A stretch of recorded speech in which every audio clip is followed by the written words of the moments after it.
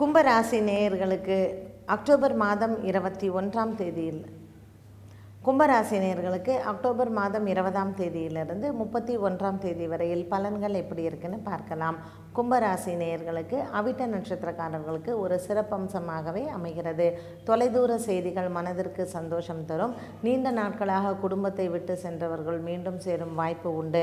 கும்பராசி நேயர்களுக்கு இந்த 10 தினங்களுமே நீங்கள் வாகனத்தில் செல்லும் பொழுது எச்சரிக்கை தேவை. நீங்கள் வெளியூர் சென்றாலோ அல்லது வெளியூர் பிரயாணங்கள் மேற்கொண்டாலோ விநாயக பெருமானுக்கு அர்ச்சனை செய்த பின்னரே நீங்கள் செல்வது நல்லது. உங்களுடைய உடைமைகளை காணாமல் போவதோ அல்லது களவு போக நேருவதோ போன்ற சம்பவங்கள் உங்களுடைய மனதை பாதிக்கலாம். ஆகவே விநாயகருக்கு நீங்கள் அர்ச்சனை செய்த பின்னரே நீங்கள் வெளியூர் பிரயாணங்கள் மேற்கொள்வது நல்லது.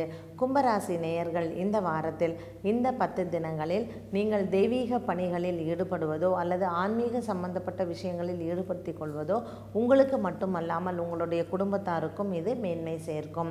கல்வித்துறையில் இருப்பவர்கள், அதாவது பள்ளியிலும் கல்லூரிகளிலும் வேலை பார்க்கும் ஆசிரியர்கள், உங்களுடைய மாணவ மாணவியருக்கோ அல்லது ஏழை எளிய மாணவ மாணவியருக்கோ படிப்பினை சொல்லிக் கொடுப்பதோ அல்லது கல்வித்துறை சம்பந்தப்பட்ட தானங்கள் செய்வதோ சாலச் சிறந்ததாகும். உங்களுடைய குழந்தைகள் மட்டுமல்லாமல் குடும்பத்தாருக்குமே இது ஒரு சிறந்த பரிகாரமாக அமைகிறது. அதனால் கல்வி நிறுவனங்களுக்கு நீங்கள் ஏதாவது கொடுப்பதோ அல்லது குழந்தைகளுக்கு நீங்கள் பாடம் சொல்லிக் கொடுப்பதோ, ஏழை எளிய குழந்தைகளுக்கு உங்களால் முயன்ற உதவிகளை செய்வதோ சாலச் சிறந்த பரிகாரங்களாக இந்த 10 தினங்களில் அமைகிறது.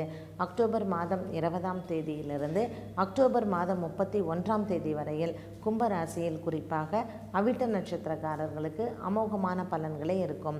பங்கு வர்த்தகத்தில் முதலீடு செய்ய எண்ணம் இருப்பவர்களுக்கு இந்த நாட்களில், அதாவது அக்டோபர் மாதம் 25, 26, 27 ஆகிய நாட்கள் சிறந்த நாட்களாகவே அமைகிறது.